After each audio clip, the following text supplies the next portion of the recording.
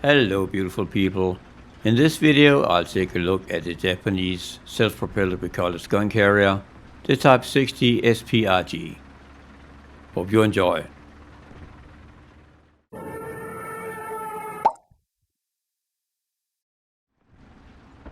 In War Thunder we have several different vehicles using the recoilless gun system.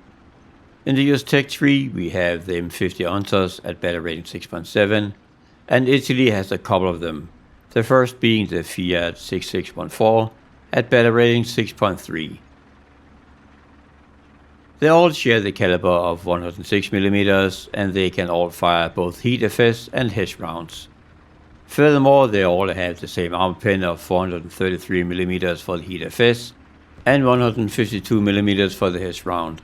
And since both rounds are chemical, they keep the armor pen no matter the distance. The Japanese Type 60 is no different when it comes to the ammunition used. The main difference between the systems are the vehicles themselves, additional armament, and the number of crew members. Let's look at some of the pros and cons for the Type 60. Some of the pros. Platform. The vehicle itself is quite small and only weighs 7.7 tons. It is crewed by 3, driver, loader, and commander/gunner. Top speed at 55 km/h forward and a very handy 24 km/h in reverse. Since the vehicle is fully tracked, you do not suffer reduced speeds on different surfaces compared to wheeled vehicles. Recoilless rifle.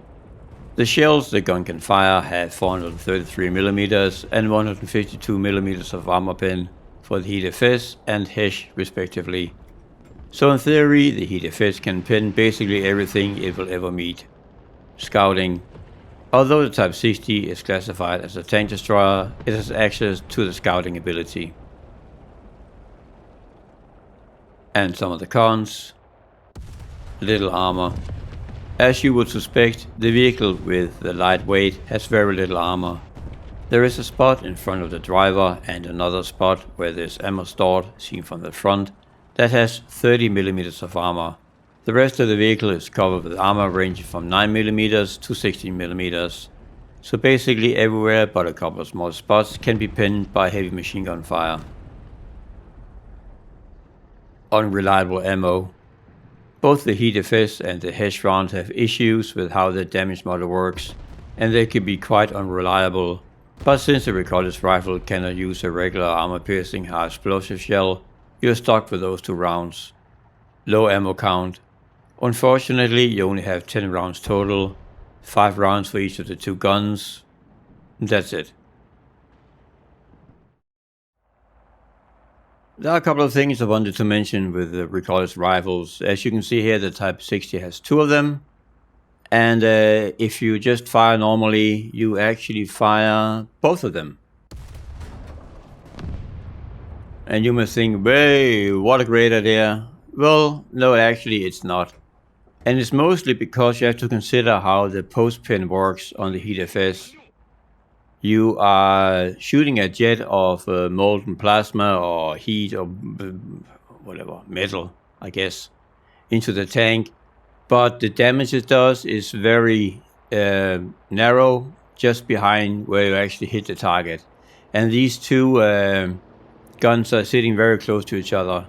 So you might get 2 neat holes, but post-pin wise you may only get the damage of one of them. So I suggest that you shoot one of them at a time, and it's just about using the primary and secondary fire buttons, and they work just like this too. If you hit the primary one, you shoot the left one first. Then you can select the right one or secondary fire, and then you can shoot the right one right after. And that is the way to use those 2 guns in my opinion. Now on top of the rifles you have 2 50 caliber machine guns, but those are actually not used to do any real damage because they are or they have only a armor pen of 3mm. So I'm not even sure if you can actually kill something with them.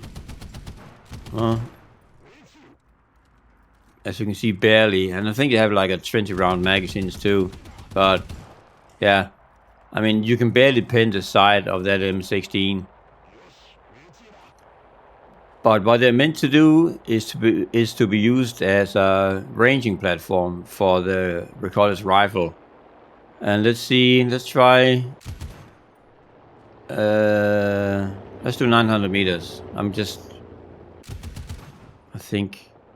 Okay, see, 900 meters. According to the spotting rifles, the spotting rounds. But if you use the 109s, not 109s, 103 millimeters at that range, you're probably going to overshoot. Yeah. So the spotting round says 900, and what does the rangefinder say? 700. So let's try 7 instead. Probably more realistic as well. Yeah, see, so I guess you need to, or you can use them and then just subtract 100 or 200 meters, and then you more or less are going to be able to hit the target. But I had hoped they would be way more precise, but they're really not, so there's that.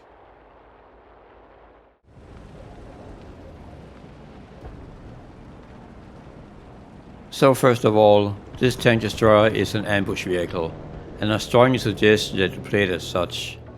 It won't survive long if you start off with rushing at point and think you can brawl with this thing. That is just not going to happen.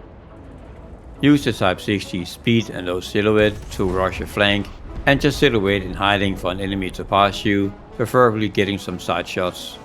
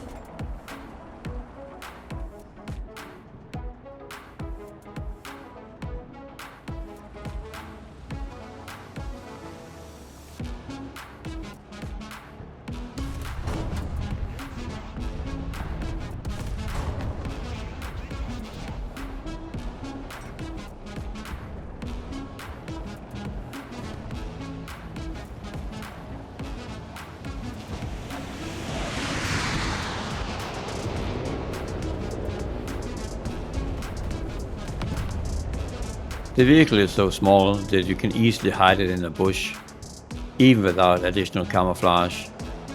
Another method is to hide in shadows. You will be surprised how many times you're not getting detected just sitting still with the engine turned off in a shadow.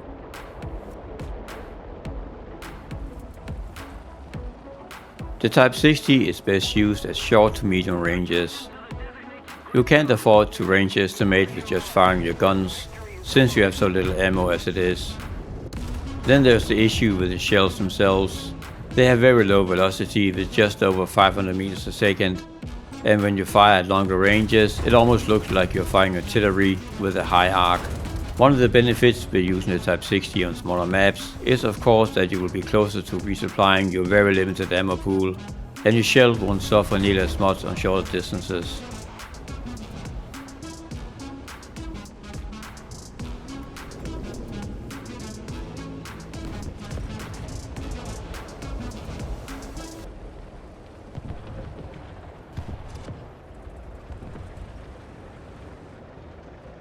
And of course, since this vehicle is out of the norm and quirky, I'm a big fan of it. Once you figure out the best playstyle for this vehicle and stick with it, you can have such a great time in it. It's super fast, small, and just perfect for ambushes. The main thing that lets it down is the very limited ammo pool. If you like this video and the content on my channel in general, please do me a solid and subscribe, like, and comment. Thank you for watching, and until next time, remember to deploy your dive brakes. Have a good one.